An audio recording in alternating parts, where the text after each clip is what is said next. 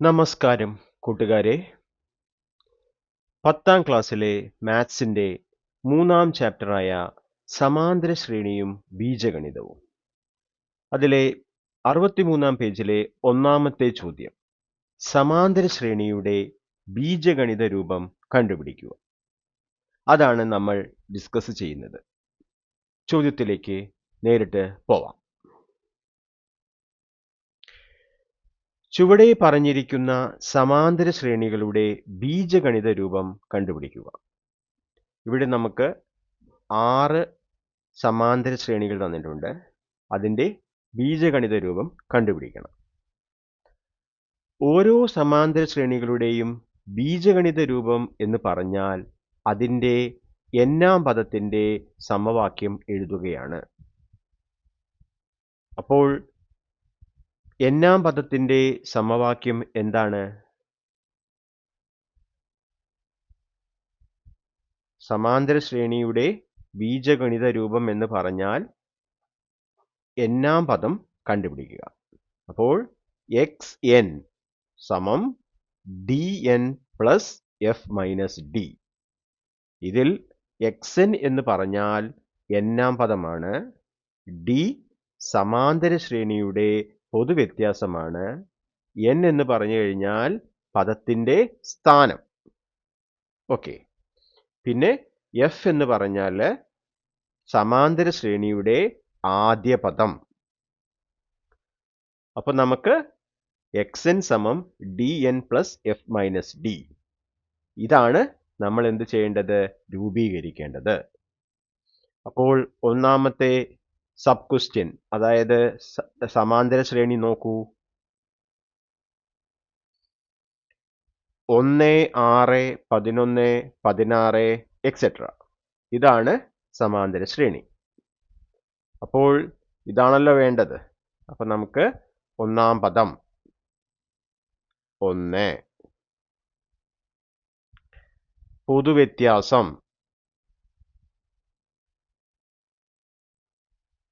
പൊതുവ്യത്യാസം എത്രയാണ്? 6 മൈനസ് 1, 5. ഇനി നമുക്ക് എന്ത് കണ്ടുപിടിക്കാം? എഫ് മൈനസ് ഡി കണ്ടുപിടിക്കാം. എഫ് മൈനസ് ഡി എന്ന് പറയുമ്പോൾ 1 മൈനസ് 5 മൈനസ് 4. അപ്പോൾ xn എന്തായിരിക്കും? d 5, 5n plus F minus D minus 4, 5n minus 4. Okay. അപ്പോൾ നമ്മുടെ ഈ സമാന്തര ശ്രേണിയുടെ ബീജഗണിത രൂപം എന്താണ്? xn സമം 5n മൈനസ് 4. ഓക്കെ. ഇനി രണ്ടാമത്തെ സമാന്തര ശ്രേണി നോക്കിയാലോ.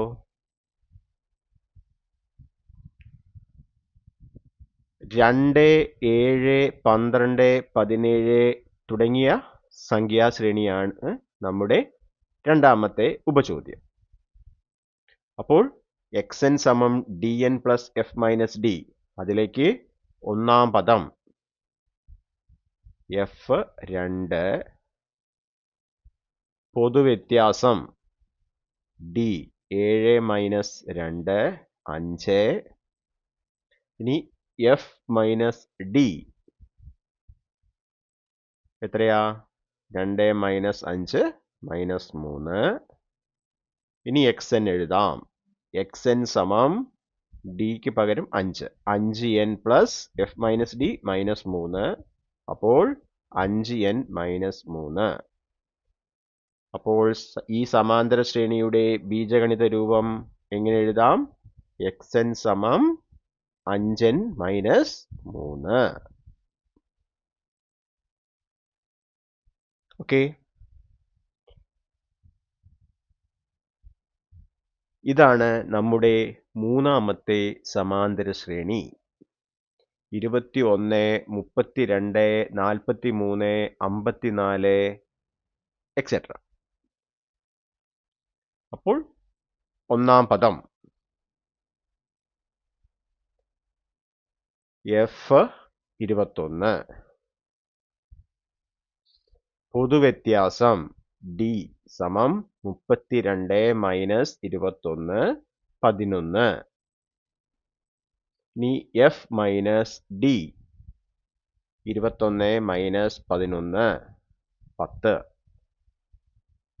അപ്പോൾ എക്സ് എൻ സമം ഡി 11 ആണ്, 11 N plus F minus D 10 ആണ്. അപ്പോൾ 11 എൻ പ്ലസ് 10. അതായത് ഈ സമാന്തര ശ്രേണിയുടെ ബീജഗണിത രൂപം 11 എൻ പ്ലസ് 10 ആണ്.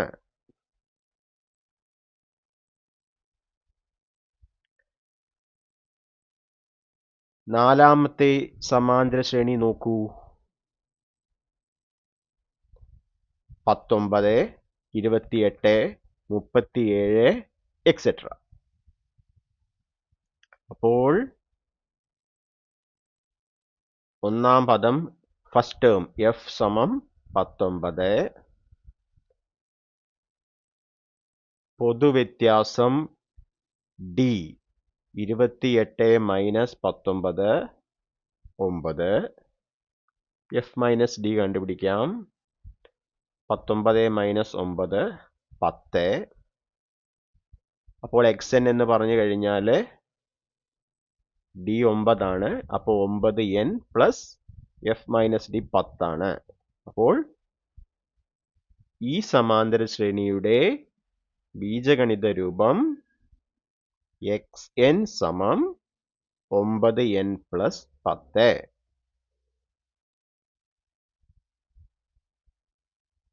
ഓക്കെ. ഇനി അഞ്ചാമത്തെ സമാന്തര ശ്രേണി നോക്കൂ. 1 1/2 1 1/2 2 2 1/2 എക്സെട്ര. അപ്പോൾ വീണ്ടും നമ്മൾ എക്സ് എൻ സമം D N plus F minus ഡിയിലേക്ക് ആദ്യം ഒന്നാം പദം എഫ് 1, പൊതുവ്യത്യാസം ഡി 1 1/2 മൈനസ് 1. 1/2യിൽ നിന്ന് 1 പോയാൽ അര 1/2. ഇനി എഫ് മൈനസ് ഡി 1 മൈനസ് അര. അപ്പോൾ 1/2 അര എന്ന് കിട്ടും. അപ്പൊ നമുക്ക് എക്സ് എൻ എന്തെഴുതാം? ഡി അരയാണ്. അപ്പൊ അര എൻ പ്ലസ് എഫ് മൈനസ് ഡിയും അരയാണ്. ഇതിലും അര ഉള്ളത് കൊണ്ട് നമുക്ക് എന്ത് ചെയ്യാം? അരേനെ പുറത്തേക്ക് എടുക്കാം.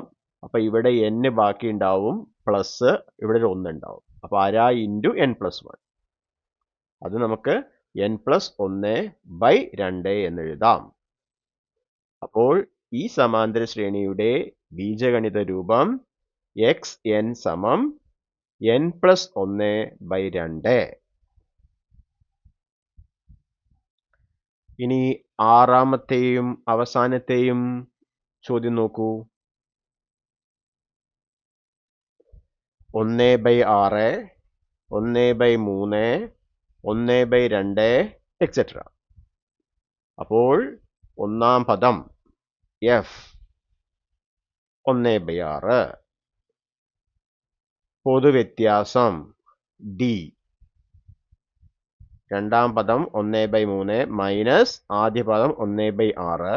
അപ്പോൾ ഇവിടെ ഈ ആദ്യത്തെ പദത്തിന്റെ ഛേദം 3, അത് എന്താണ്?